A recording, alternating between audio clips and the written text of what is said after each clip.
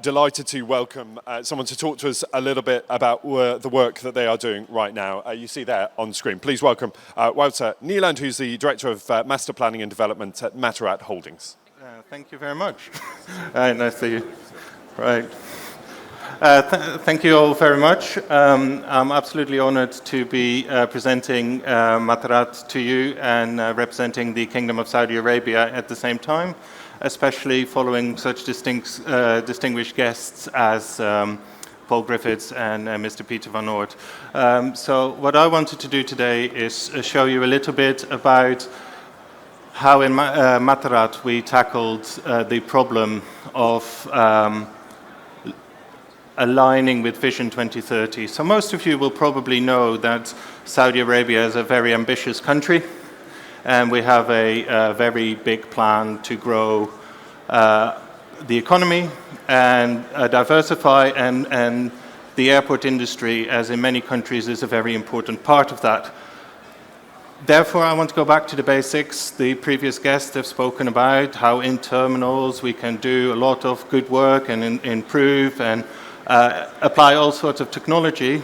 But before we can do that, I want to talk a bit about master planning.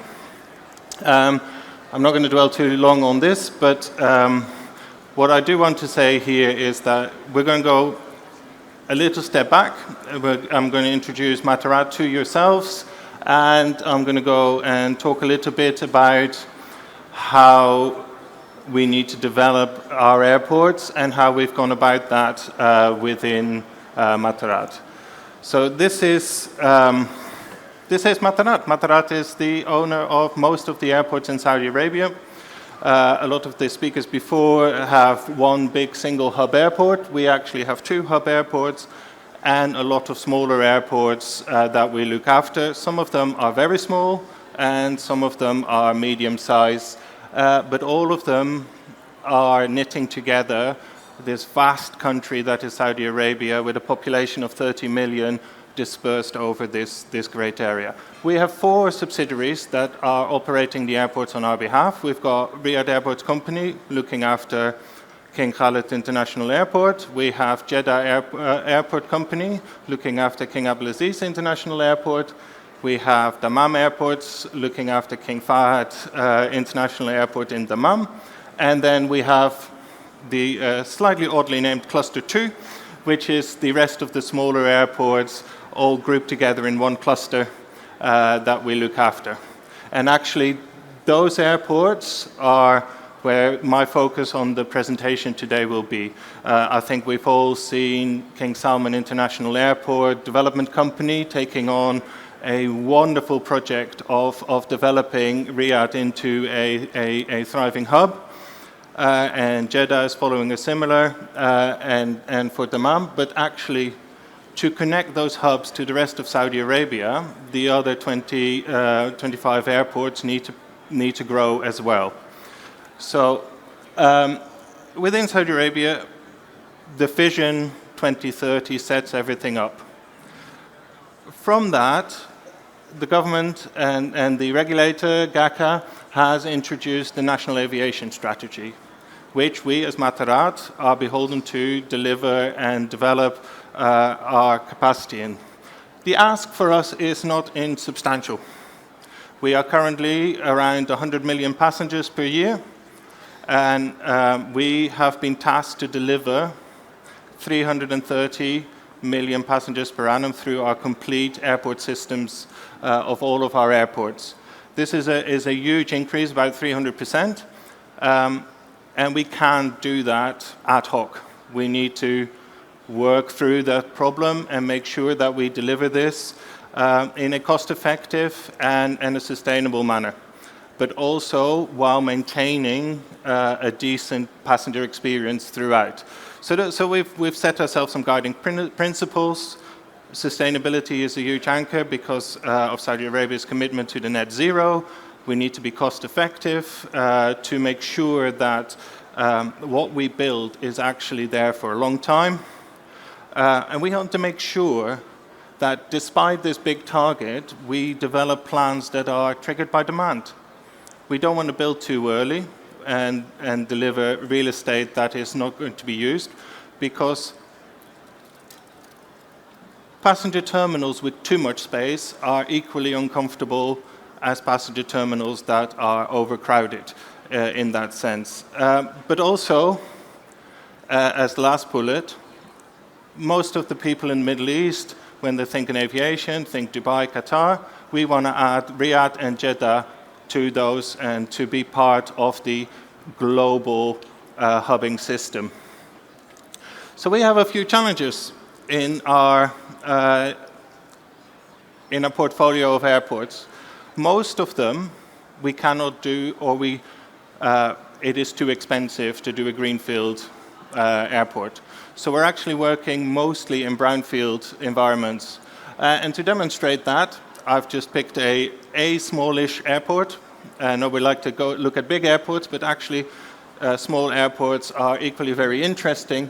So we have planned 2 expansions here, and these expansions need to be built while the airport is operating.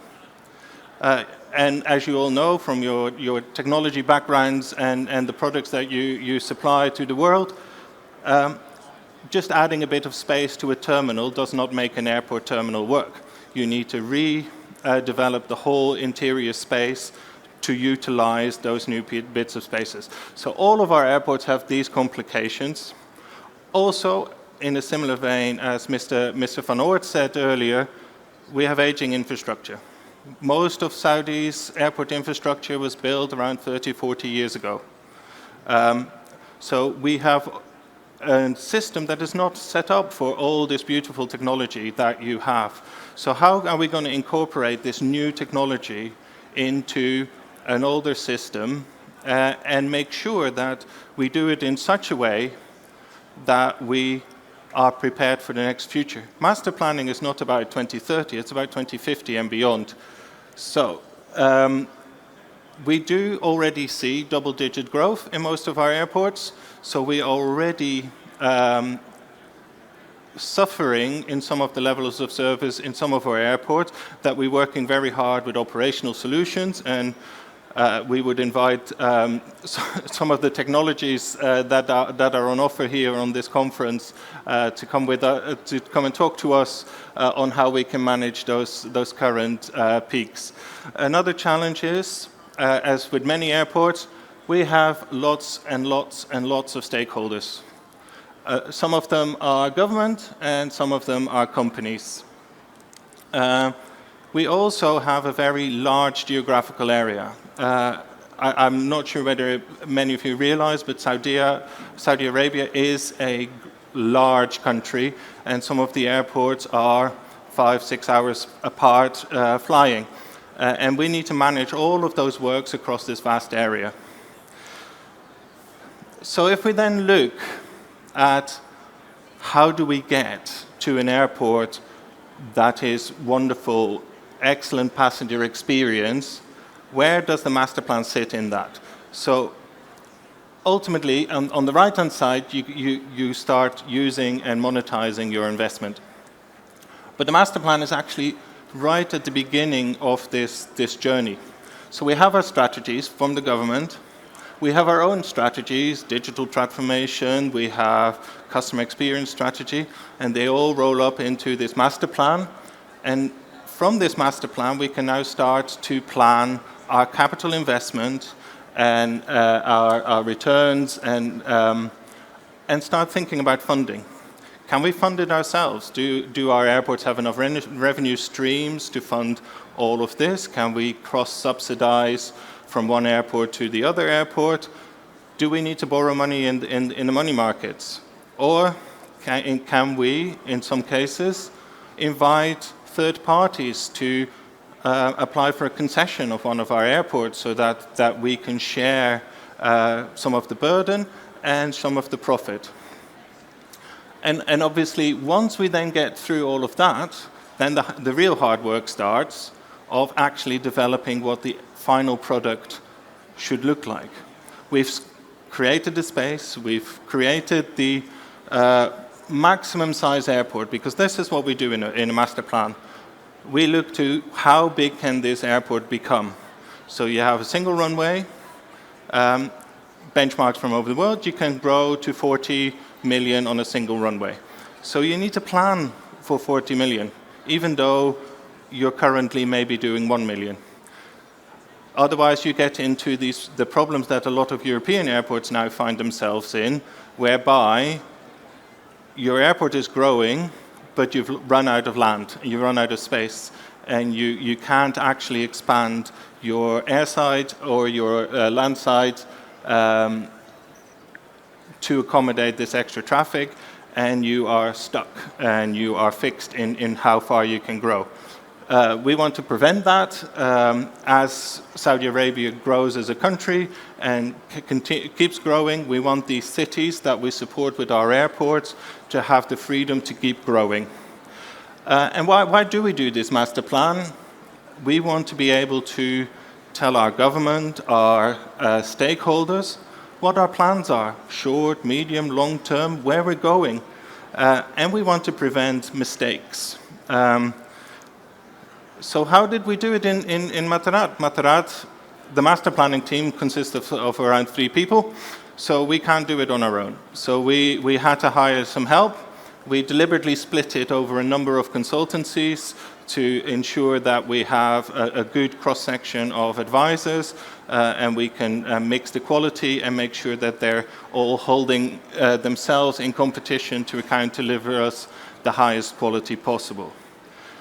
So I talked a bit about mistakes earlier. These are the kind of mistakes we want to prevent. And that's why we do these master plans. We want to make sure that we are aligned with our major stakeholders.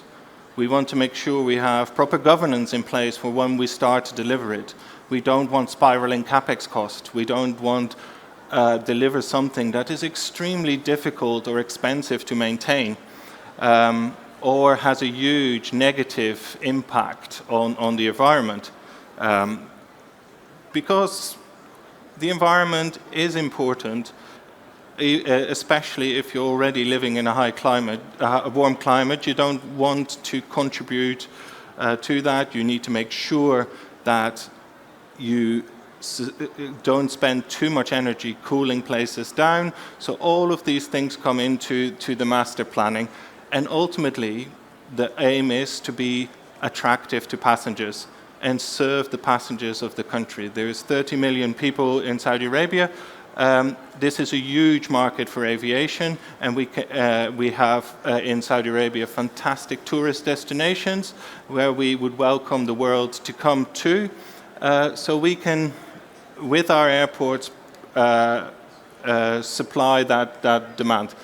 So to mitigate that risk, we follow best practice. ADRM 12, most of you will know it, I won't spend too much time on it, but the levels of service concept is what we work to. So here we have a typical passenger journey through an airport, and we strive to provide an optimum levels of service in all of our airports at any stage of these contact points with the passenger.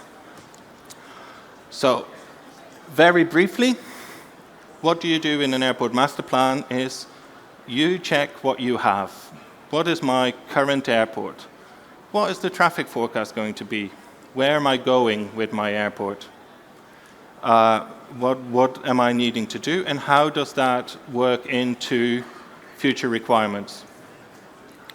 So these future requirements are currently calculated on mainly existing technology, but we also need to take an attempt on predicting the future technology on how we can do this. As both of my predecessors here on stage said, modern technology is making the flow go faster and queues disappear.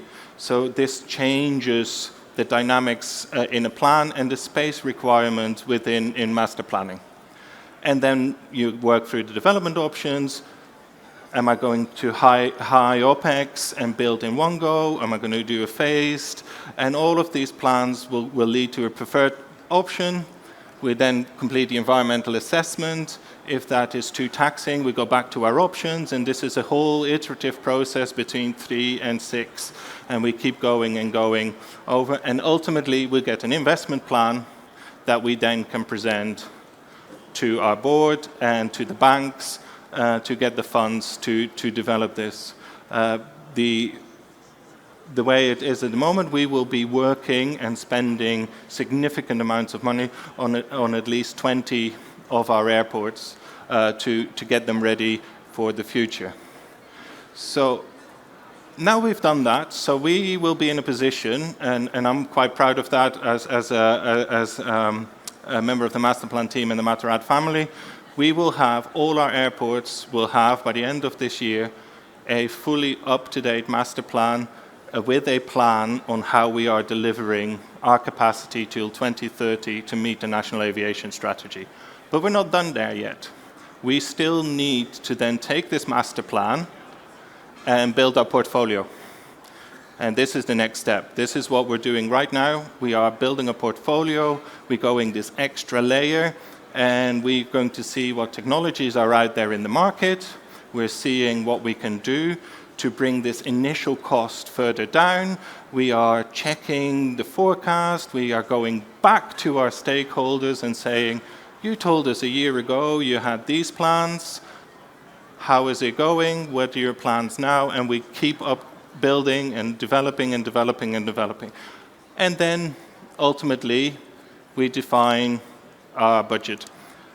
And as you can see, and I've highlighted it in orange, because I thought we were in the Netherlands, I might as well make it orange. This master plan sits right at the beginning of this whole journey of delivering infrastructure for airports. And we're not just talking terminals. An airport is much more than a terminal. In fact, I personally think an airport is a runway first and foremost, because without the runway, you don't have to have a terminal. No need. So my focus is on making the airfield work and then the terminal to support that. So this is how we in MATARAT have defined the end-to-end life cycle, and we have key stages in here where we check, recheck that we're still doing the strategically right thing, and then we go into purchasing. And here I want to end to make my last statement. And the journey that we're on ends at the top. We are contributing and we are delivering as MATARAT the Kingdom's aviation strategy. We start with the master planning, with robust project governance, implementing essential technology and smart airports, and apologies for the typos there, through effective stakeholder management. So this is the point where we would like to invite all of the attendees here to come and join us on this journey. There is plenty of opportunity in Saudi Arabia with our airports to participate in this wonderful transformation of a wonderful country. Thank you very much.